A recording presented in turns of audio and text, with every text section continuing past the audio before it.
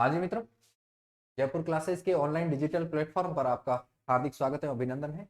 आप लोग आज जो पीछे मेरे थंबनेल देख पा रहे हैं, राजस्थान का लिटरेचर या साहित्य पढ़ेंगे। लिटरेचर या साहित्य पढ़ने से पहले मैं दो तीन एक बातें आपके साथ शेयर करना चाहता हूँ। हमारा राजस्थान का साहित्य जो है कौन सी लैंग्वेज में लिखा हुआ है, ये इसको पहले हमें देखना है। राजस्थान का साहित्य निश्चित तौर पर ऐसा सुनने के बाद में अपन को लगेगा कि राजस्थान का साहित्य ज्यादातर जो है वो राजस्थानी भाषा का है। फिर हम देखेंगे कि राजस्थानी भाषा का विकास कैसे हुआ है, राजस्थानी भाषा किस प्रकार से जो है इस जगत में आई। हम राजस्थानी साहित्य शुरू करने से, हालांकि राजस्थानी साहित्य में सीधी लिटरेचर की किताबें लिखाई जाती है, सीधी किताबें लिखेंगे अपन के कौन से राइटर ने कौन सी बुक्स लिखी है, ये हम अमूमन यही लिखते हैं। इसके बाद में हम लोग ये होता है कि या ये बता देते हैं कि यह जो है किसका दरबारी विद्वान हुआ करता था, किस शासक का जो कोर्ट स्कॉलर हुआ करता था, हम ये पढ़ लेते हैं। लेकिन इसमें से हम थोड़ा सा पहले वास्तव में बैकग्राउंड में जाएंगे इसके, और इसके बैकग्राउंड में जाकर के हम ये चीजें देंगे कि राजस्थानी भाषा किस प्रकार से आई, और हमारा साहित्य के अंदर क्या क्या भाग है, और क्या क्या चीजें हैं साहित्य में, और साहित्य को हमें किस लहजे से देखना चाहिए, और उस पर क्या हम बातचीत करेंगे। एक एक चीज करके हम लोग बातचीत करेंगे। आप लोग जैसा देख पा रहे हैं, हम राजस्थान के साहित्य के अंदर सबसे पहले ये देखेंगे राजस्थान का साहित्य, जो ये हमारा हेडिंग रहेगा। आप लोग टॉपिक का हेडिंग लगा दीजिएगा, लिटरेचर ऑफ राजस्थान या राजस्थान का साहित्य। राजस्थान के साहित्य में सबसे पहले हम देखेंगे हमारी राजस्थानी भाषा का विकास कैसे जो है। भाषा साहित्य, हमारा भाषा का साहित्य क्या रहा होगा, हमारी राजस्थानी भाषा जो है, भाषा का साहित्य अर्थात हम हमारी भाषा राजस्थानी जो है वो किस प्रकार से इसमें, उसको सबसे पहले हम देखेंगे। उस भाषा के तहत हम ये देखेंगे कि राजस्थानी भाषा जो है, हम सबसे पहले देखेंगे कि भाषा का साहित्य में देखें तो हमारे सबसे पहले आर्य हुआ करते थे, आर्य लोग, उन आर्य लोगों की भाषा हुआ करती थी वैदिक या संस्कृत। हमारी राजस्थान की भाषा कैसे आई उसको हमने देखना जो है।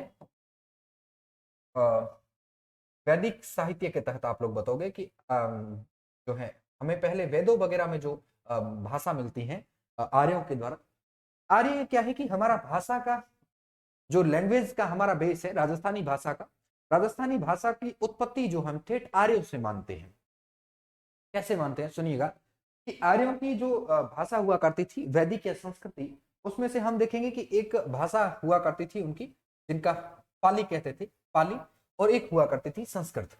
हमें संस्कृत में ज्यादा नहीं था, हम संस्कृत के तहत हम कहेंगे कि हम जो है संस्कृत में हमारा कोई लेना देना नहीं था, हमें पाली से मतलब था। हमारी भाषा आर्यों की जो भाषा थी उसमें से जो पाली उनकी भाषा हुआ करती थी, उन पाली भाषा से हम पाली भाषा को हम तीन भागों में बांट करके पढ़ेंगे कि पाली भाषा क्या हुआ करती थी, पाली ने किस प्रकार से हम पाली भाषा को तीन भागों में बांटा जाता है। पाली भाषा को तीन भागों में कौन कौन सी भाषा है, एक होती है जिसका नाम है सोर सैनी प्राकृत भाषा, सोर सैनी प्राकृत भाषा, सोर सैनी, सोर सैनी, सोर सैनी प्राकृत भाषा, सोर सैनी प्राकृत भाषा। एक हम इसमें देखते हैं कि पाली की जो है एक हुआ करते हैं जिनका नाम है महाराष्ट्री, महाराष्ट्री प्राकृत भाषा, महाराष्ट्री प्राकृत भाषा, सोर सैनी प्राकृत भाषा। एक होता है इसका अलग पाली का भाग है जिसका नाम है मागधी, मागधी प्राकृत भाषा, प्राकृत भाषा। लेकिन ये हम पाली की भाषाओं की बातचीत कर रहे हैं, पाली भाषा। लेकिन वास्तव में देखा जाए तो हमें ना महाराष्ट्री से लेना देना है, ना हमें मागधी से लेना देना, हमें लेना देना किससे, सोरसैनी से। सोरसैनी से हमें क्या लेना देना है कि सोरसैनी जो भाषा है हमें इससे लेना देना है। हमारी भाषा जो है राजस्थानी भाषा, वो पाली भाषा की जो है सोरसैनी या प्राकृत भाषा है उसकी भाषा से। सोरसैनी प्राकृत भाषा जो है, इस सोरसैनी प्राकृत भाषा को जो है हम सोरसैनी प्राकृत भाषा को जब दो भागों में डिवाइड करेंगे, सोरसैनी प्राकृत भाषा को, तब हम इसमें पाएंगे कि सोरसैनी हमारी प्राकृत भाषा है। उसमें से सोरसैनी प्राकृत भाषा को दो भागों में जब डिवाइड करेंगे तो उसमें से एक तो भाषा होगी जिनका नाम होगा गुर्जरी अपभ्रंश, गुर्जरी अपभ्रंश, गुर्जरी अपभ्रंश। एक होगी गुर्जरी अपभ्रंश और एक होगा सोरसेनी अपभ्रंश। सोरसेनी अपभ्रंश। गुर्जरी अपभ्रंश और सोरसेनी अपभ्रंश जो है, हमें देखना है कि हमें वास्तव में जो है इस सोरसेनी अपभ्रंश से भी कोई लेना देना नहीं, क्योंकि हमारी भाषा जो है वो आप अंतिम रूप से पढ़ोगे। हमें हमारी भाषा राजस्थानी भाषा कैसे आई है उसको हम देख रहे हैं, और राजस्थानी भाषा को हम इस डिवाइडेशन में देख रहे हैं कि हमारी वास्तव में राजस्थानी भाषा कैसे बनी, उस बात को हम देख रहे हैं अभी तक। आप इस बातों को धीरे धीरे समझने की कोशिश कीजिएगा कि हमने ऐसा क्या जो है पीपीटी के अंदर तैयार किया है और पीपीटी के तहत हम आपको क्या समझाना चाह रहे हैं। और गुर्जरी अपभ्रंश है, इस गुर्जरी अपभ्रंश से देखिए, गुर्जरी अपभ्रंश है, इस गुर्जरी अपभ्रंश से दो भाषाएं निकलती हैं, और गुर्जरी अपभ्रंश से जो दो भाषाएं निकलती हैं उसमें से एक तो होती है राजस्थानी, राजस्थानी भाषा। ये आपको साथ साथ में ऐसा बनाना है, नोट डाउन करते चलना है, जो है राजस्थानी भाषा और एक भाषा है, बताओ कौन सी भाषा, गुजराती भाषा। ये गुर्जरी अपभ्रंश से निकली है। अपना सवाल यही खत्म हो जाता है कि राजस्थानी भाषा का उद्भव कौन सी भाषा से हुआ है, तो बताओ कौन सी भाषा से हुआ है, गुर्जरी अपभ्रंश से हुआ है। राजस्थानी भाषा का जो है विकास या जन्म कौन से अपभ्रंश से मानते हैं, तो बताओ कौन से मानते हैं, गुर्जरी अपभ्रंश। ये अपन ने मोटे तौर पर एक भाषा के तहत हमारी भाषा का स्वरूप क्या हुआ करता था, भाषा हमारी किस प्रकार से इस जगत के अंदर आई, इस बात को हमने देखा। एक बार वापस एक जो देख करके चले तो हमें यह था कि हमने सबसे पहले के भाषा के परिचय के अंदर बातचीत की थी कि आर्यों की भाषा हुआ करती थी वैदिक या संस्कृत। आर्यों की भाषाओं को हमने, आर्य की भाषा को जो है दो भागों में डिवाइड किया था, एक थी पाली और एक थी संस्कृत। हमें किससे लेना देता था, पाली से। पाली की जो भाषा थी, पाली भाषा थी, उस पाली भाषा को हमने तीन भागों में डिवाइड किया। पाली को तीन भागों में डिवाइड किया तो हमने पाया कि सोरसेनी प्राकृत अपभ्रंश, महाराष्ट्री प्राकृत अपभ्रंश और जो है एक पाया था मागधी प्राकृत अपभ्रंश। हमें मागधी से भी कोई लेना देना नहीं है, महाराष्ट्री से भी कोई लेना देना नहीं, हमें लेना देना है सोरसेनी अपभ्रंश। जब हमने सोरसेनी अपभ्रंश को पाया, सोरसेनी प्राकृत भाषा को पाया, तो सोरसेनी प्राकृत भाषा है उसको हमने दो भागों में डिवाइड किया। तब हमने ये पाया कि एक तो उसमें से भाषा निकली थी गुर्जरी अपभ्रंश और एक उसमें निकली थी जिसका नाम है सोरसेनी अपभ्रंश। हमें सोरसेनी अपभ्रंश से लेना देना नहीं, जो सोरसेनी प्राकृत से सोरसेनी अपभ्रंश निकलती हमें इससे भी कोई लेना, हमें गुर्जरी अपभ्रंश से लेना देना है।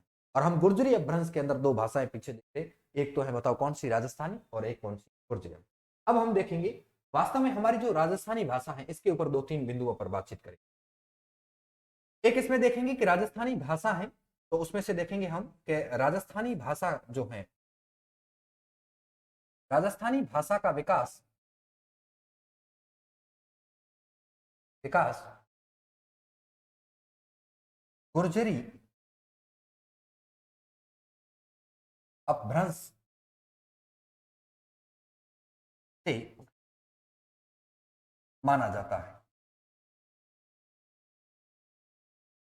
राजस्थानी भाषा का विकास कौन सी अपभ्रंश से माना जाता है, तो बताओ कौन सी से माना जाता है, गुर्जरी अपभ्रंश से माना जाता है। ये हमने बात की। वास्तव में हमें यही ध्यान रखना है, ये सवाल पूछा जाता है कि राजस्थानी भाषा का विकास कौन सी अपभ्रंश से माना जाता है, तो बताओ कौन सी अपभ्रंश से, गुर्जरी अपभ्रंश से माना जाता है। ये बहुत अच्छा सवाल है, इसको ध्यान में रखना है, बहुत इंपॉर्टेंट करके ध्यान। ये हमारी भाषा जो है किस प्रकार से हमारे इस भाषा जीवन शैली के अंदर आई, इस प्रकार के हमने भाषा देखी। ये राजस्थानी भाषा का स्वरूप रहा था, ये राजस्थानी भाषा किस प्रकार से आई।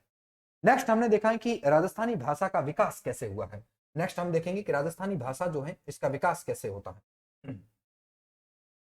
राजस्थानी भाषा का विकास जब हम देखते हैं तो हम इस चार डिवाइडेशन के अंदर बांटते हैं इसको। एक गुर्जरी अपभ्रंश, प्राचीन राजस्थानी, मध्यकालीन राजस्थानी, आधुनिक राजस्थानी, ये इसको अलग अलग नाम दिए जाते हैं। अब इसमें से हमने देखना है कि वास्तव में क्या जो है हमारी राजस्थानी भाषा का जो है विकास कैसे हुआ। अब इसमें से अपन देखेंगे कि वास्तव में ये हमारी विकास जो है इसको हम जब देखें कि गुर्जरी अपभ्रंश का टाइम पीरियड क्या रहा होगा, तो गुर्जरी अपभ्रंश का हम टाइम पीरियड बताएंगे कि 11वीं से लगा करके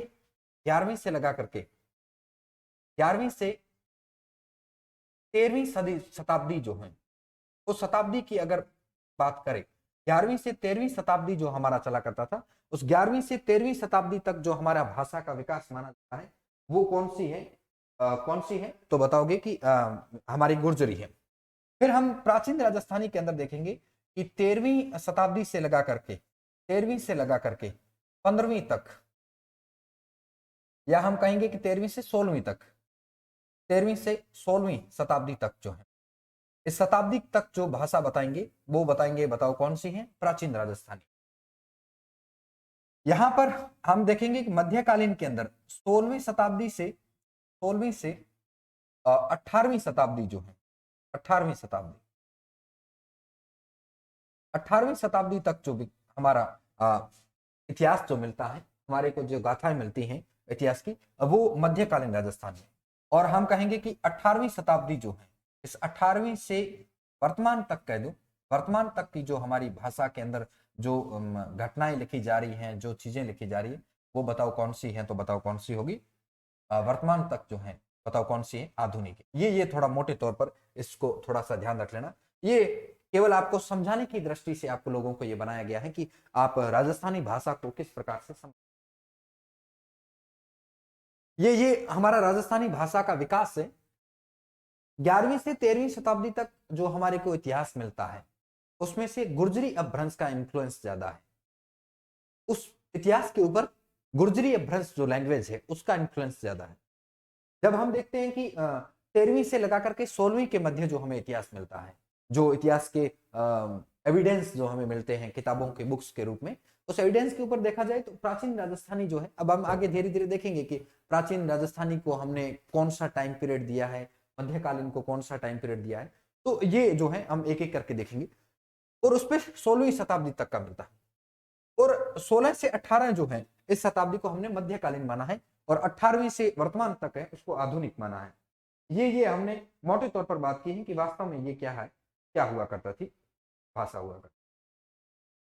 उसके बाद में जब हम इस भाषा को देखेंगे, उसके बाद में ये भाषा का विकास देखते हैं, उसके बाद में हम देखते हैं कि राजस्थानी भाषा की दो काव्य शैलियां हुआ करती थी। एक जो है स्टाइल हुआ करती थी, लिखने की जो स्टाइल होती है उसको कहते हैं काव्य शैलियां। राजस्थानी भाषा की काव्य शैलियां, स्टाइल जो है वो कौन सी स्टाइल है, तो बताओगे दो स्टाइल है राजस्थानी भाषा लिखने की। काव्य शैलियां जो है, इस दो स्टाइल के बारे में ये थोड़ा इंपॉर्टेंट है। ये काव्य शैलियां कौन कौन सी है कि इसके बारे में बताना है कि इसकी स्टाइल्स जो लिखने की होती हैं वो कौन कौन सी। एक है डिंगल, डिंगल, और एक है जिसका नाम है पिंगल। डिंगल और पिंगल, ये दो इसकी लिखने की स्टाइल है, जो इसे काव्य शैलियों के नाम से जानते हैं हम। ये डिंगल और पिंगल जो है दो स्टाइल से, इसके बारे में हम देखेंगे कि वास्तव में डिंगल्स और पिंगल्स किस प्रकार से राजस्थानी भाषा की जो है बताओ काव्य शैलियां है, राजस्थानी भाषा की काव्य शैली। अब डिंगल और पिंगल में अंतर क्या है उसको थोड़ा थोड़ा हम लोग इसको ऊपर देखकर बात करें, इसके ऊपर बातचीत करें कि डिंगल और पिंगल में क्या अंतर है। डिंगल और पिंगल में क्या अंतर है, तो आप इस बात को थोड़ा समझने की कोशिश करें कि डिंगल और पिंगल में अंतर क्या है। हमारा जो पश्चिमी राजस्थान जो पड़ता है, पश्चिमी राजस्थान, उस आप कहोगे कि पश्चिमी राजस्थान जो है, आप शायद इस कलर को देख पा रहे हैं? ठीक है, दिख जाएगा। पश्चिमी राजस्थान का जो साहित्य मिलता है, पश्चिमी राजस्थान का साहित्य, ज्यादातर जो पश्चिमी राजस्थान का साहित्य है, तो साहित्य में इस शैली का अधिक प्रयोग किया गया, इस शैली का अधिक प्रयोग किया गया, अधिक प्रयोग किया गया है।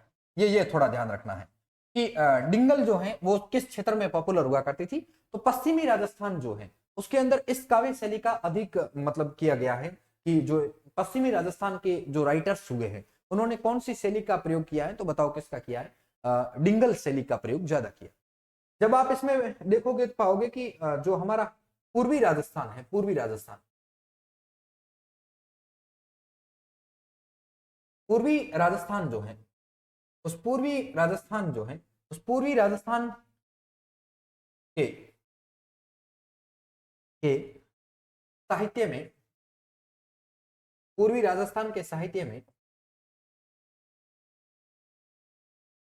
इस शैली का, इस शैली का अधिक प्रयोग किया गया। प्रयोग किया गया है। ये थोड़ा ध्यान रखना है कि पूर्वी राजस्थान जो है, उस पूर्वी राजस्थान में इस शैली का प्रयोग किया गया है, पश्चिमी राजस्थान में इसमें किया गया है। आप लोग इस बात से जान भी सकते हो कि हमारे पश्चिमी राजस्थान के अंदर आप लोग बीकानेर रियासत जब पढ़ते हो, बीकानेर रियासत के राठौड़ों का राजवंश का जब पढ़ते हो, तब आपको पता है कि राय सिंह के एक भाई हुआ करते थे जिनका नाम था पृथ्वीराज राठौड़। पृथ्वीराज राठौड़ अकबर के दरबारी विद्वान हुआ करते थे और उन्होंने डिंगल भाषा के अंदर जो है कई सारे ग्रंथ लिखे थे। गंगा लहरी, दशरथ राउत, जो है वैली किशनरी रुक्मणी नामक, और वैली किशनरी रुक्मणी नामक जो है ग्रंथ जो था वो उन्होंने अकबर को भेंट किया था। और अकबर ने ये पढ़ने के लिए जो है, बताओ किसको दिया था? दुर्शाह आढ़ा को दिया था। दुर्शाह आढ़ा इसको पढ़ करके ये बात कहते कि मेरा जी चले तो इसको जो है 19वां पुराण या 5वां वेद कहूं। फिर बाद में इनको उपाधि भी मिलती है कि ये है जो है डिंगल के हेरोज है। तो पश्चिमी राजस्थान के जो राइटर्स वगैरह हुए उन्होंने इस जो है स्टाइल को ज्यादा फॉलो किया है, अर्थात कहोगे कि इस स्टाइल को थोड़ा ज्यादा पॉपुलराइजेशन दी है। उसके बाद में हम लोग देखेंगे राजस्थानी साहित्य का इतिहास एवं परंपरा। राजस्थानी साहित्य है उसकी परंपरा क्या रही है, उसका इतिहास क्या रहा है, राजस्थानी साहित्य किस प्रकार से हमारा है और उसकी परंपरा क्या रही, इस बात को हम थोड़ा सा देखेंगे। जो हमने अभी बातचीत की थी, हमारा जो अभी बातचीत का गुर्जरी अपभ्रंश बातचीत की थी जिसको, और गुर्जरी अपभ्रंश में 11वीं से 13वीं शताब्दी बताया था। उसके बाद में हमने जो बताया था प्राचीन जो बताया था वो अलग उसी तरीके से है कि इस प्रकार से क्या है जो है। अब हमें इसमें राजस्थानी साहित्य जो है, इस साहित्य के अंदर ये बातचीत करनी है कि साहित्य की परंपरा क्या रही, साहित्य आगे बढ़ा कैसे है, किस प्रकार से साहित्य रहा। अब हमें ये देखना कि हम प्राचीन काल किसको कहे, और प्राचीन काल के तहत हम देखेंगे कि प्राचीन काल किसको कहे, और प्राचीन काल के तहत हमारा राजस्थानी भाषा का जो है विकास क्या रहा होगा, इस बात को हम थोड़ा से देखेंगे। प्राचीन काल के अंदर बताओगे कि प्राचीन काल के अंदर एक कौन सा काल निर्धारित करे, अर्थात हम प्राचीन काल के अंदर किसको रखे, ये थोड़ा ध्यान में रखना। प्राचीन काल को एक अन्य काल के नाम से जाना जाता है, इसको वीर गाथा काल कहा जाता है। वीर गाथा काल, वीर गाथा काल, वीर गाथा काल, प्राचीन काल को वीर गाथा काल कहा जाता है। और इस वीर गाथा काल जो है, इस वीर गाथा काल का एक अलग से आप टाइम बताओगे कि वास्तव में कहां से कहां तक के टाइम को हम वीर गाथा काल कहते हैं। हम कहते हैं कि 1050 ईस्वी है, यहां से लगा करके 1450 ईस्वी तक का हमें जो लिटरेचर हम जिसको कलेक्ट करते हैं उसको हमने वीर गाथा काल कहा है। उसको कहा है कि जो है ये जो है इसमें से वीर गाथा काल, इस समय कई सारे हमारे ऊपर राजस्थान के ऊपर अटैक हुए थे कई सारे, तो इस समय का जो साहित्य है उसके अंदर आपको वीरों की गाथाएं ज्यादा मिलेगी। इस लिटरेचर में वीरों की जो है, वीरों के द्वारा वीर इस भूमि की रक्षा करने के लिए जो अपने प्राणों की आहुति दी थी, उस प्रकार की घटनाएं आपको ज्यादा देखने को मिली। ये प्राचीन काल के अंदर इसको कहा जाता है वीर गाथा काल। इसके बाद का जो पूर्व मध्यकाल देख रहे हो, पूर्व मध्यकाल, इस पूर्व मध्यकाल को जो है इस काल को कहोगे कि ये भक्ति काल है, ये भक्ति काल है, भक्ति काल है। अब ये भक्ति काल का टाइम पीरियड अपन क्या रखे, इसको थोड़ा सा अलग कलर में ले लेते हैं ताकि आपको लिखने में थोड़ी सहूलियत महसूस हो। भक्ति काल, इसको हम भक्ति काल कहेंगे। और ये भक्ति काल जो है इसका हम टाइम पीरियड जब देखते हैं तो 1450 से लगा करके हम 1650 ईस्वी तक का जो टाइम है, इसमें हम कहते हैं कि ये भक्ति काल हुआ। देखो पूर्व मध्यकाल को हमने भक्ति काल के अंदर क्यों रखा है कि भक्ति काल जो है इस समय जो है हमारे जब हम एक अलग से इसके ऊपर बातचीत भी करेंगे, दो लाइनें भी लिखेंगे हम, जब इसके अंदर बातचीत करेंगे तब ये लिखेंगे कि जे यहां पर ऐसा जो काल जो था, इस काल के अंदर हमारे कई ऐसे संत हुए हैं, धार्मिक संत हुए हैं, जिन्हें हम लोक देवता के नाम से पूजते हैं, ऐसे जिन्होंने जो है सामाजिक भेदभाव मिटाने का काम किया है, या हम कहेंगे कि ऐसे लोग जो थे उन्होंने वास्तव में जो है सामाजिक एक जो क्रूतियां थी, बुराइयां थी, उनको समाप्त करने का काम किया था, और उन्होंने जातिगत जैसी चीजें जो थी उनको, उन्होंने परंपराओं को जो है समाप्त करने का काम किया था। वो इसी काल के अंदर हुआ था, पूर्व, जिसे हम पूर्व मध्यकाल या भक्ति काल के नाम से जानते हैं। फिर आप देख रहे हो उत्तर मध्यकाल। उत्तर मध्यकाल जो था, इस काल को हम एक अलग से नाम देंगे जिसका नाम होगा रीतिकाल। रीतिकाल कह दो, या इसको जो है श्रृंगार काल, श्रृंगार काल का। इसको रीति काल या श्रृंगार काल कहते हैं। ये रीति काल या श्रृंगार काल था। ये इसका अगर टाइम पीरियड देखो आप लोग तो 1650 से लगा करके और 1850 जो है, ये 1650 से 1850 ये रीति काल या श्रृंगार काल है। इस काल के अंदर हम देखेंगे कि रीति काल और श्रृंगार काल के अंदर कि यहाँ पर जो है रीति काल और श्रृंगार काल, इसके अंदर हम लोग बहुत सारी जो हमारे लोग ऐसे लोक देवता हुए हैं वगैरह हुए, उनको अपन ने भक्ति भाव से पूजना स्टार्ट किया था। ये इस काल के अंदर बातचीत ज्यादा मिलेगी। उसके बाद में हम देखेंगे कि वास्तव में लास्ट जो अंतिम हम आप देख रहे हो आधुनिक काल, वो आधुनिक काल जो है आप कहोगे कि आधुनिक काल के अंदर हम सिर्फ इसको आधुनिक ही नाम देते हैं, इसका हमें केवल टाइम पीरियड ध्यान रखना है। वो टाइम पीरियड ध्यान रखना है कि 1850 ईस्वी से लगा कर वर्तमान तक जो हम चल रहे हैं, उस वर्तमान तक के काल को बताओ हम क्या कहेंगे? वर्तमान, वर्तमान तक का जो काल चल रहा है उसको आधुनिक काल से नाम।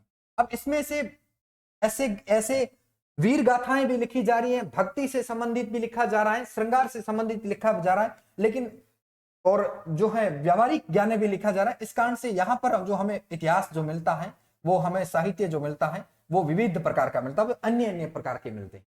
तो ये एक बार टोटल जो हमारे इतिहास की परंपरा रही है, वो हमारे किस प्रकार से जो है रहा होगा। तो ये चीजों का आप लोग थोड़ा सा ध्यान में रख लेना। तो ये थोड़ी सी चीजें क्या होगा कि आप लोगों को सहूलियत प्रदान करेगी। बाकी अपन एक एक चीज को और डिस्कस कर लेते हैं। ये जैसे अपन ने कहा था उसके हिसाब से हम बात कर लेते हैं। प्राचीन काल, तो प्राचीन काल के अंदर दो चार चीजें आपको लिखना चाहे तो आप लिख लीजिएगा। एक तो लिखिएगा कि इस समय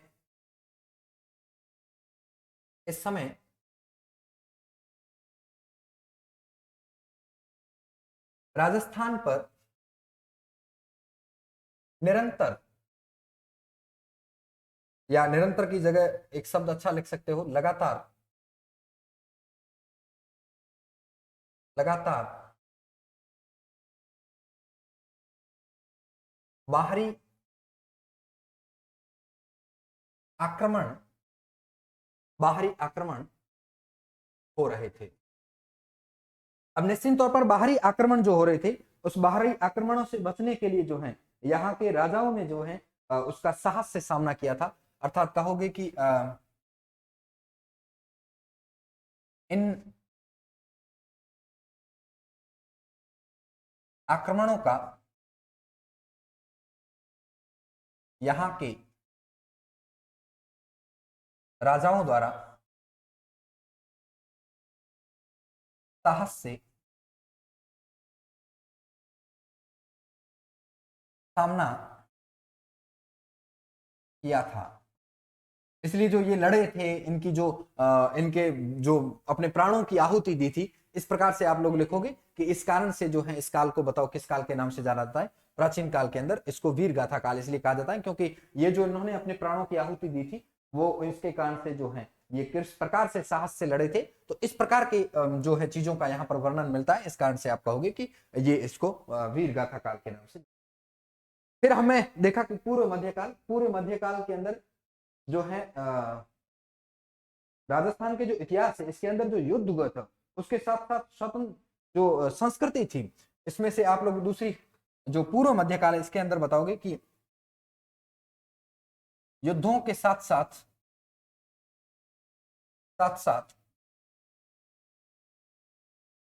संस्कृति व धर्म को भी प्राथमिकता दी थी।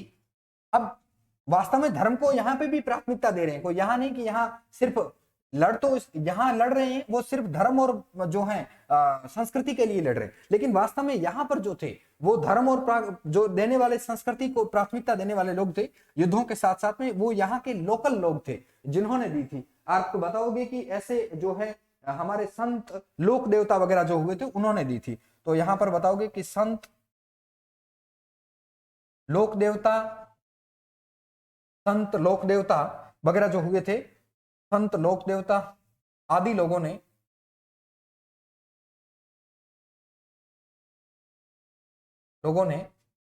सामाजिक बुराइयां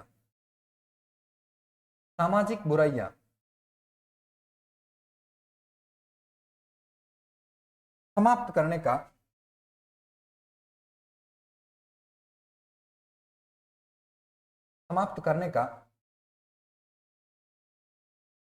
प्रयास किया था। ये थोड़ा बताओगे। सामाजिक बुराइयों को समाप्त करने का अगर किसी ने प्रयास किया था तो वो इस समय किया गया था। तो ये थोड़ा सा ध्यान में रख लेना। ये थोड़ा प्राचीन काल और पूर्व मध्यकाल, इस कारण से इसको, अच्छा ठीक है। उसके बाद उत्तर मध्यकाल। उत्तर मध्यकाल के अंदर बताओगे कि राजस्थान के शासकों ने जो साहित्य जो था उसको संरक्षण दिया था। उत्तर मध्यकाल के अंदर बताओगे कि इस समय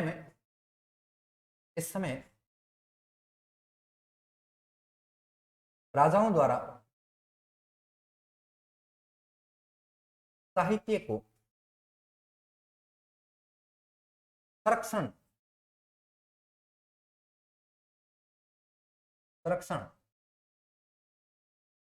प्रदान करने का कार्य किया था। अब यहां पर उत्तर मध्यकाल के अंदर राजा जो थे वो साहित्य अपना लिखवाते थे अपने दरबार के अंदर, किसी व्यक्ति को बैठा के लिखा, जिसे कोर्ट स्कॉलर या दरबारी विद्वान कहा जाता है। ये उत्तर मध्यकाल के बाद ऐसी परंपरा स्टार्ट हुई थी। तो उन्होंने जो है ऐसा उल्लेखित करवाया था और संरक्षण दिया था और इतिहास उल्लेखित कराया था। ये जो हमारा अंतिम जो टॉपिक है, जो है बिंदु है, वो उसमें जो आधुनिक काल देखे। आधुनिक काल वास्तव में क्या था कि 1857 की जो हमारी क्रांति हुई थी, बताओगे कि 1857 जो रिवोल्यूशन हुआ था, 1857 की जो क्रांति हुई थी, उस 1857 की क्रांति के पश्चात यहां पर क्रांति के पश्चात जो है, जो जनता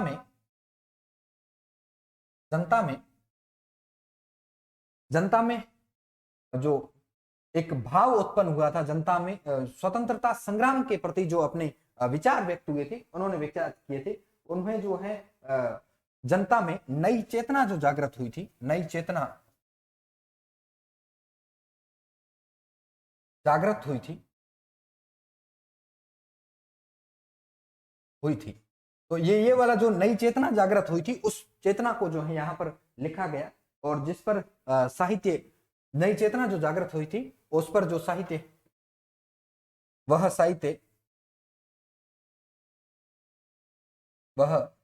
साहित्य के रूप में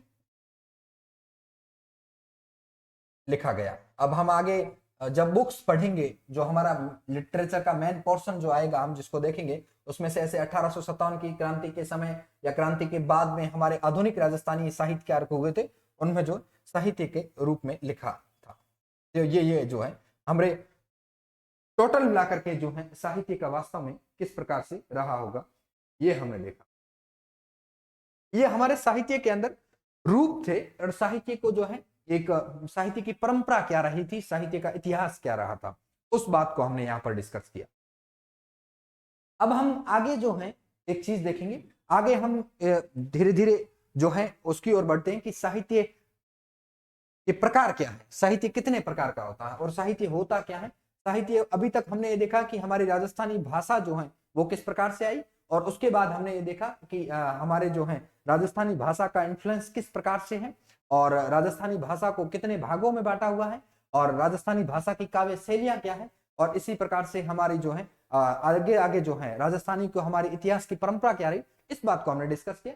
नेक्स्ट हम साहित्य के प्रकार को देखेंगे, टाइप्स ऑफ लिटरेचर जो है, साहित्य के प्रकार क्या है। एक साहित्य के अंदर एक बात आती है कि ख्यात किसे कहते हैं, ख्यात, ये बात आती है। वास्तव में इस बात को थोड़ी सी समझने की कोशिश करना कि ख्यात जो शब्द है, ये ख्यात शब्द जो है, ये पहली बार इसको ध्यान में रखना है कि ख्यात शब्द जो है संस्कृत भाषा का है, संस्कृत भाषा का शब्द है, संस्कृत भाषा का शब्द है। पहली बात तो ये ध्यान रखनी, ख्यात शब्द संस्कृत भाषा का शब्द। वास्तव में ख्यात जो है, इस ख्यात का अर्थ जो है, ख्यात का अर्थ होता है ख्याति, ख्याति, कोई व्यक्ति ख्याति प्राप्त होता है, जिसे हम ख्याति प्राप्त व्यक्ति कहते हैं। वास्तव में इसका लोकप्रिय अर्थ जो है ख्याति है, जिसे हम प्रसिद्धि कहते हैं। तो वास्तव में जो ऐसे लोग होते थे, जो राजा होते थे, राजा जो कोई काम करवाते थे या उनकी जो ख्याति होती थी एक क्षेत्र के अंदर, क्षेत्र विशेष के अंदर जिस जगह के वो राजा है, निश्चित तौर पर उसकी ख्याति प्राप्त राजा होता है। आज भी हम लोग देखें, ये शब्द आज भी यूज करता है, बहुत बड़ा ख्याति प्राप्त व्यक्ति है या बहुत अच्छा व्यक्ति है, तो ऐसे आज भी शब्द यूज किए जाते हैं।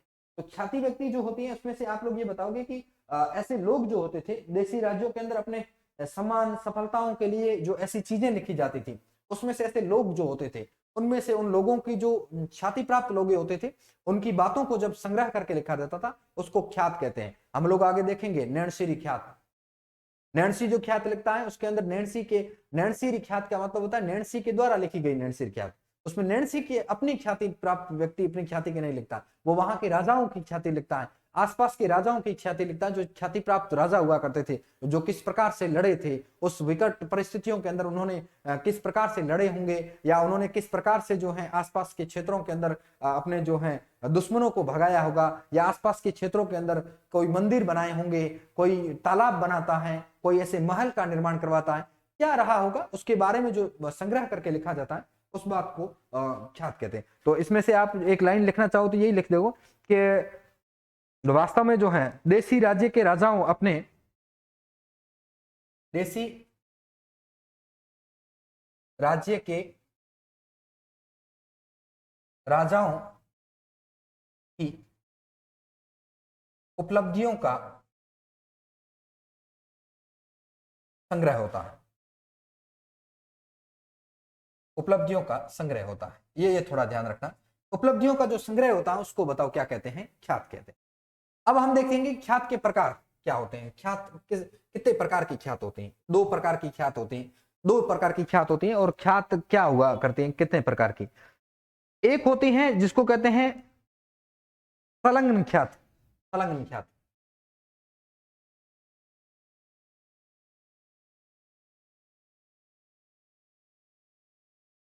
संलग्न ख्यात, संलग्न ख्यात। संलग्न ख्यात क्या होती है, आप देख पा रहे हैं इसको? संलग्न ख्यात, थोड़ा सा इसको बड़ा कर दीजिए, फॉन्ट को बढ़ा देंगे।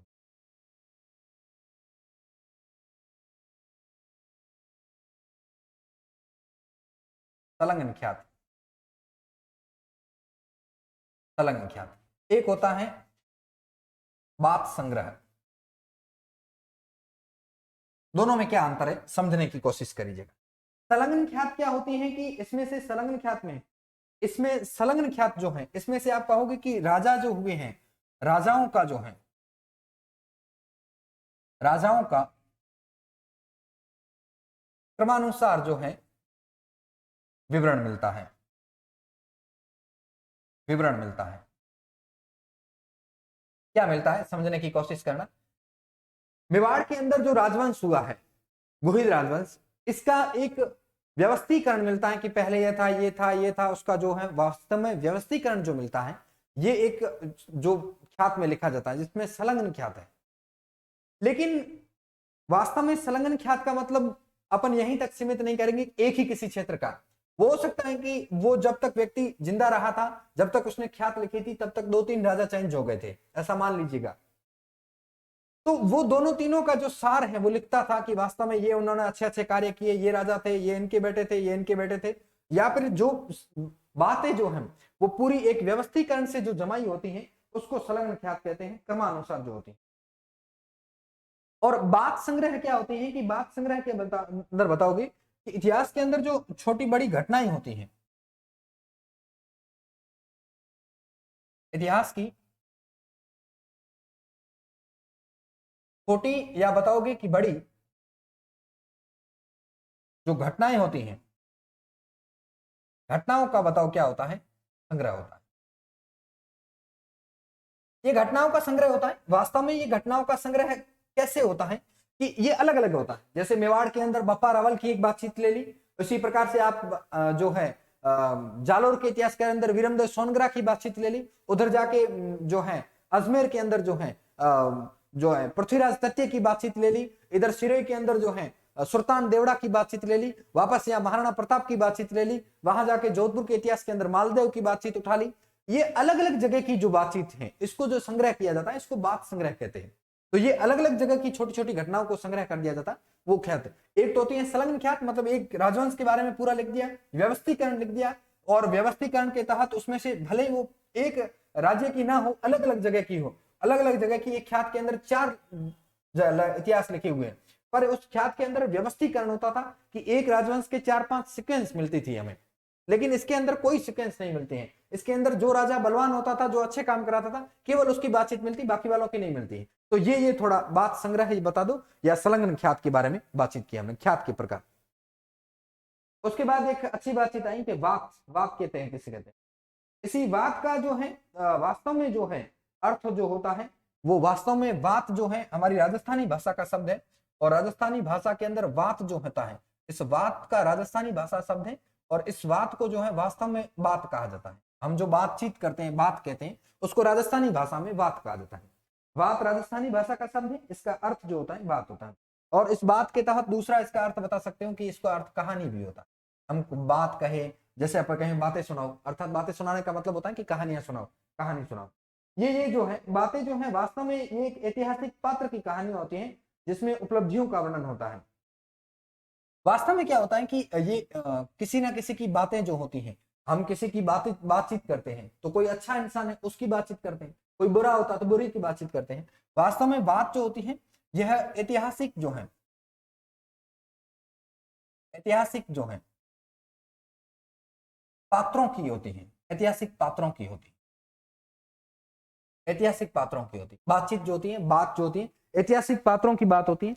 इसमें से वास्तव में जो है उनकी उपलब्धियों का वर्णन होता है। बताओगे कि बात जो है, और बात को सुनने वाला एक विशेष विधा से सुनता है, मतलब एक तरीके से सुनता है, और उस तरीके से सुनता हुआ बीच में हमेशा जो है एक बात सुनने के बाद में, बात सुनने वाला जो होता है, ये बात के अंदर एक उपलब्धि है कि बात जो सुन रहा है, अपन किसी को बात बताएंगे, निश्चित तौर पर अपन किसी को बात बता रहे तो सामने वाला सुन रहा है, बात सुनने वाला जो होता है, सुनने वाला वो बीच बीच में हुंकार भरता है। हुंकार, ये थोड़ा शब्द अच्छा है, हुंकार भरता है।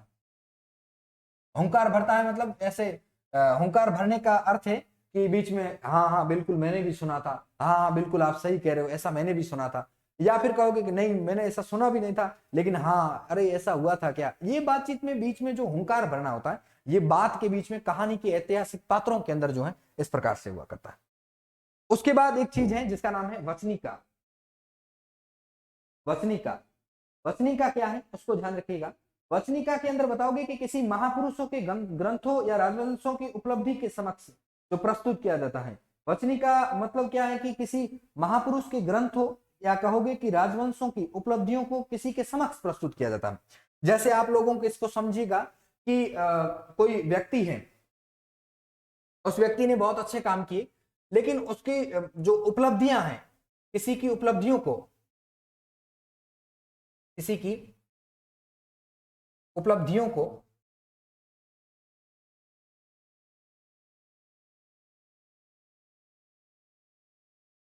किसी के समक्ष, किसी के समक्ष प्रस्तुत करना, प्रस्तुत करना। अब आप इस बात से समझ जाइएगा कि आप लोग ग्रामीण अंचल से जो लोग हैं, आप लोगों को ध्यान में होगा कि आप जो देखते होंगे कि ऐसे कई सारे लोग होते हैं जो जिनका व्यवसाय जो है गाने बजाने का होता है। जब आप घर जाते हो वगैरह जाते हो, या आप तीज त्योहार होली जब देखते हो, जब आप लोगों को जो वो आपसे मिलते हैं तो जो अब आपका अभिवादन करते हैं, वो जो आप जिस क्षेत्र से हो, आपके पूर्वजों ने उस क्षेत्र के अंदर क्या किया था, और पूर्वजों ने जो है उस क्षेत्र के अंदर, उस जमीन के अंदर क्या, उस रणभूमि के लिए क्या रणभूमि में लड़े होंगे, उनकी जो गाथाएं जो होती है, उनके ऊपर श्लोक बनाए होते हैं, उनके वो श्लोक बोलते हैं, वो आपको ये याद दिलाते हैं कि वास्तव में आप हमारा जो है श्रृंगार हो, हमारा गहना हो, हमारे सिरमौर हो आप। और वो ये जानते हैं, वो इस बात को जानते हैं, वो आपकी कदर करते हैं, इसलिए आपको ऐसी बातों से उपलब्धियां जो होती हैं किसी के समक्ष, वो लोग चले गए हैं लेकिन वो वचनिकाएं होती हैं कि वो आपके समक्ष जो है प्रस्तुत की जाती हैं। तो ये जो है बात होती है। तो वचनिकाएं जो होती हैं उसको प्रस्तुत किया जाता है, किसी महापुरुषों की ऐसी घटनाएं हो सकती हैं, किसी अलग, जरूरी नहीं किसी के जो है वास्तव में जो है एक किसी राजा की हो, कोई महापुरुषों की अलग अलग चीजें होती हैं, तो ये चीजों के लिए आपको सिर्फ समझना है वचनी का मतलब क्या होता है, किसी व्यक्ति के द्वारा किसी के समक्ष जो है किसी व्यक्ति की प्रशंसा करना, वो उसके बारे में बताना, ये एक वचनिका कहलाता है। वचनिका के बाद में एक और टॉपिक है जिसका नाम है दवादेश। दवादेश क्या है? दवादेश क्या है कि राजस्थानी भाषा के ग्रंथ के अंदर जो राजस्थानी भाषा जो है, राजस्थानी भाषा साहित्य के अंदर बताओगे कि राजस्थानी भाषा साहित्य है, इस राजस्थानी भाषा साहित्य के अंदर जब ऐसे शब्द जो है दूसरी लैंग्वेज से उठाए गए, भाषा साहित्य में उर्दू, फारसी जैसी भाषाओं के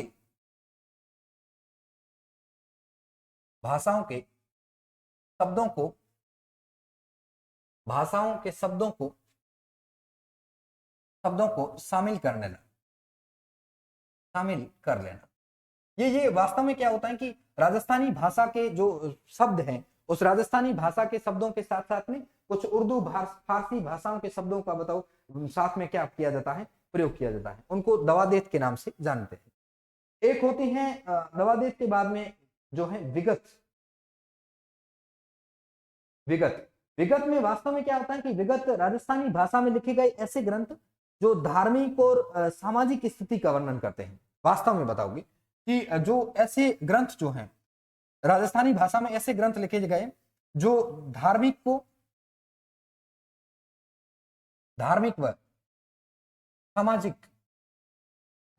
सामाजिक मुद्दों पर बातचीत करते हैं, धार्मिक और सामाजिक मुद्दों पर बातचीत करते हैं।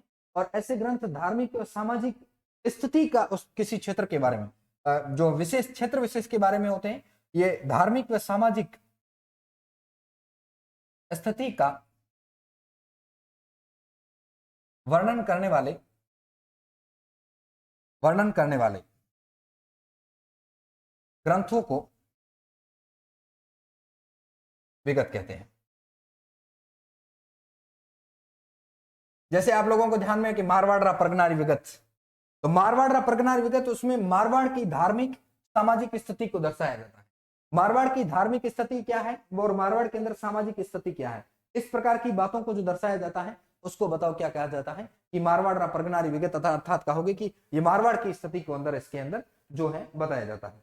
ये थोड़ी बात ही ध्यान में रखनी है कि प्रगनारी विगत जो है, उस प्रगना की विगत के अंदर जो है बताया जाता है कि उसमें फसलों की भी जानकारी मिलती है, उसके क्षेत्र में बारिश कितनी होती है जानकारी मिलती है, उस क्षेत्र के अंदर जलवायु क्या है ये जानकारी मिलती है। तो मारवाड़ प्रगनारी विगत जो है उसको राजस्थान का गजब कहा जाता है। आगे जाके हम बातचीत करेंगे, लिखाएंगे, तो उसमें से आप लोग पूरी तरीके से समझ जाओगे वास्तव में क्या है। ये हमारे राजस्थानी साहित्य के जो है प्रकार हैं उसको हम देख रहे हैं।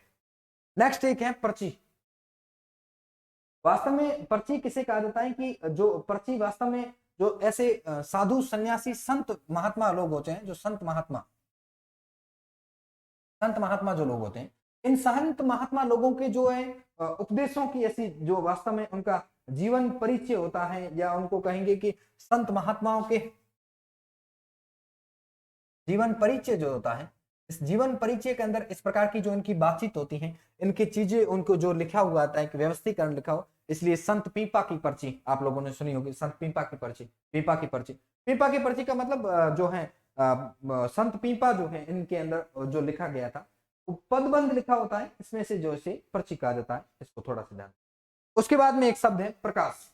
ये तो आपने खूब सुना होगा कि आप लोगों ने जब एग्जाम वगैरह दिया होंगे तो ये शब्द बहुत बार आया क्योंकि प्रकाश डालिए, प्रकाश डालिए। वो तो एक बार जब मुझे जोरदार लगा था कि एक मेरे दोस्त हैं जो वर्तमान के अंदर हिस्ट्री से जो फर्स्ट ग्रेड टीचर है, उन्होंने एक बार मुझे बात बताई थी कि मेरे विद्यालय के अंदर जो एक बार एग्जाम हुआ था और उस एग्जाम के अंदर पूछा गया था कि 1857 की क्रांति पर प्रकाश डालिए। तो उन्होंने जो है एक साइड में 1857 क्रांति लिख करके उसको गोले में बॉक्स में बंद करके एक साइड टॉर्च बना करके और उसके ऊपर प्रकाश डाल दिया था। तो ऐसे आजकल के प्रकाश लोग ऐसे भी डालते हैं। तो प्रकाश का मतलब वास्तव में क्या होता है कि प्रकाश का मतलब जो है ये राजस्थानी भाषा में स यही लिखा जाएगा प्रकाश। प्रकाश का वास्तव में अर्थ होता है कि राजा या व्यक्ति विशेष जो है उसकी उपलब्धियां जो होती हैं, अब राजा कह दो या व्यक्ति विशेष, विशेष की उपलब्धियों को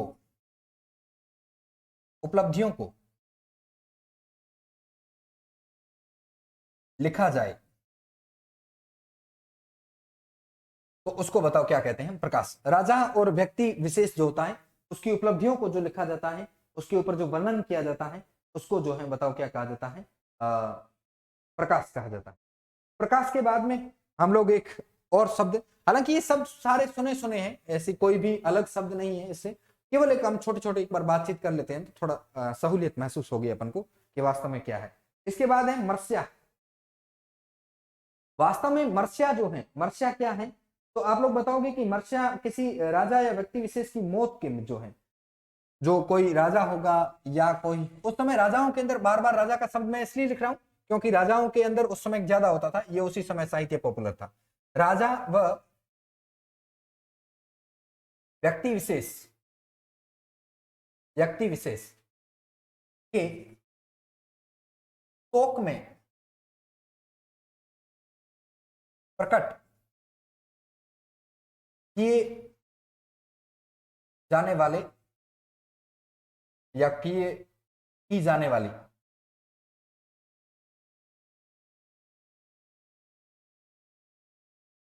की जाने वाली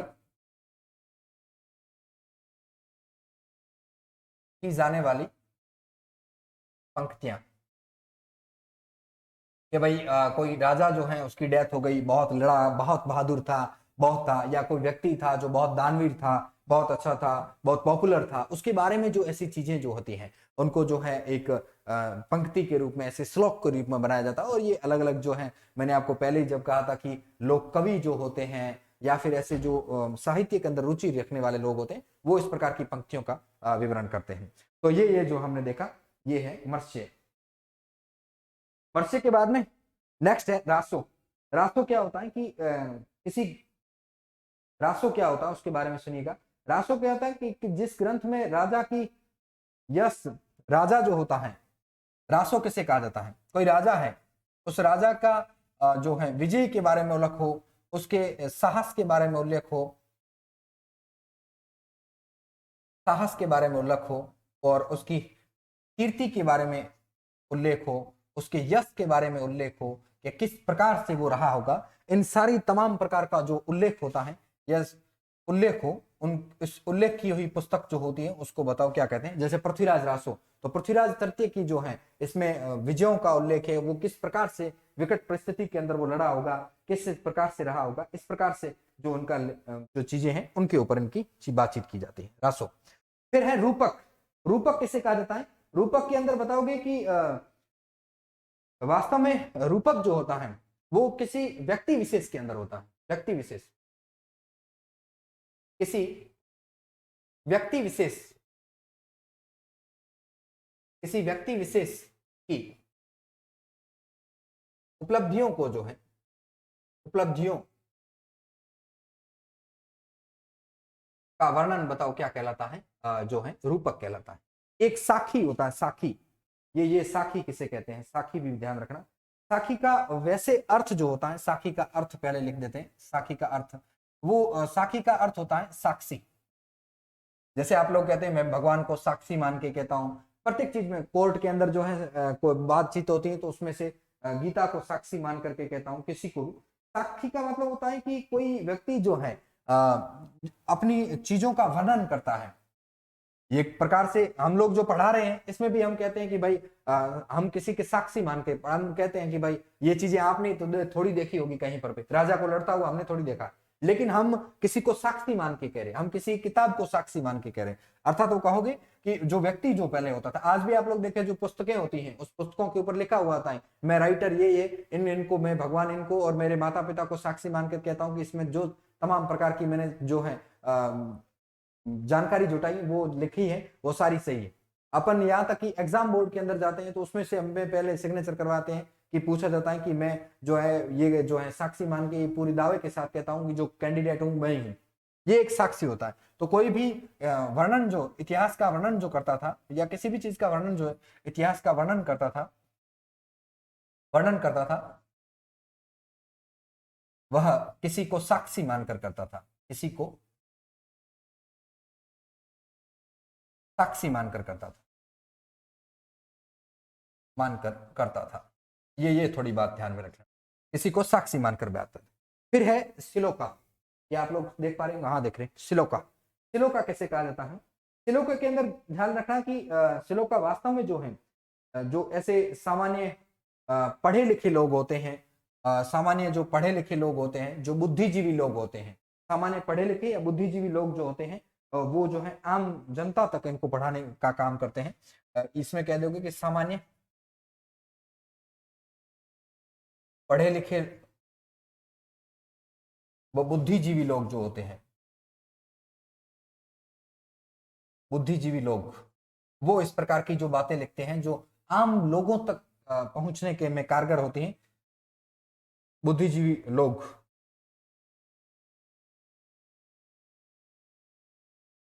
बुद्धिजीवी लोग, लोगों, बुद्धिजीवी या बुद्धिजीवियों द्वारा द्वारा लिखे जाने वाले ग्रंथ जो या किताबें कह दो, ग्रंथ कह दो, उसको बताओ क्या कहते हैं? श्लोका कहते हैं। ये हमारी मेन बातचीत हुआ करती थी। हमारा राजस्थानी साहित्य या हमारी राजस्थानी भाषा किस प्रकार से हमारे पास आई और भाषा का हमने किस प्रकार से उसका रूपांतरण देखा, भाषा किस प्रकार से रही होगी और क्या चीजें रही होगी, और उसके बाद में ये हमारे जो हमारे साहित्य के प्रकार हुआ करते थे, ये अलग अलग साहित्य। अब आपको ऐसे कोई किताब आएगी कि गजगुण रूपक, आप समझोगे, पृथ्वीराज रासो, तो आप समझ जाओगे क्या हुआ करते थे। इसके बाद में आएगी मर्ष्य, तो आप समझ जाओगे मर्ष्य क्या है। आपको जब किताब आएगी गजट, आप समझ जाओगे कि क्या है। विगत समझ जाओगे। ख्यात क्या होती। अब आपके मन में ऐसा सवाल नहीं रहेगा कि वास्तव में इसका अर्थ क्या होता है। अब ख्यात आ गई, ख्यात का अर्थ क्या होता है ये जब अपन नहीं पता तो हम केवल इस बात को रट लेते हैं कि नैणसिर ख्यात, नैणसिर ख्यात। अगर अपन से ये पूछा जाएगा ख्यात का वास्तव में अर्थ क्या होता है तो अपन उसको नहीं। आज के बाद हम थोड़ा इसको जो है थोड़ी थोड़ी चीजें हमने बेसिक नॉर्मल चीजें होती हैं, ये दैनिक काम जीवन में काम आने वाली चीजें होती, तो इसको हमने बातचीत की है। इस बातचीत के माध्यम से मुझे ऐसा लगता है कि ये बातचीत आपके कई सारे आगे जो साहित्य का हम मेन पार्ट पढ़ने वाले उसमें कारगर साबित होगी। इसी आशा और उम्मीद के साथ में मैं अगली क्लास के अंदर जो है हमारा साहित्य का मेन जो पोर्शन होगा उस बात को लेकर के आपके समक्ष उपस्थित रहूंगा। तब तक के लिए मुझे आपसे विदा चाहिए। आप सभी लोग इसी प्रकार से हंसते रहिए, मुस्कुराते रहिए, और आप लोग इसी प्रकार से क्लास में पढ़ते रहिए। आप लोग जो हैं इसी प्रकार से जैसे पढ़ेंगे हम उसी प्रकार से आपके साथ में मेहनत करने के लिए तैयार है। आप सभी लोग जो हैं हमारे साथ जो है जयपुर क्लासेज उदयपुर के जो है यूट्यूब चैनल के माध्यम से, जो हमारा इसी जयपुर क्लासेज उदयपुर के नाम से जो है हमारा प्ले स्टोर पर जो है ऐप है, उसके माध्यम से जो है आप लोग ऐप के माध्यम से भी हमें जो है हमारा जो कोर्स परचेज हो रहा है उसको भी आप लेकर के पढ़ सकते हैं। आप हमारे साथ इस प्रकार से जुड़ सकते हैं। आगे हम किसी नेक्स्ट क्लास में किसी ऐसी जो है साहित्य के जो है किताबों के ऊपर जो हमारी बुक्स जो हैं, हमारे राइटर्स कौन है उसके ऊपर बातचीत कर देंगे। तब तक के लिए मुझे आपसे विदा चाहिए। Thank you so much. मिलते हैं किसी नेक्स्ट क्लास में। Thank you so much.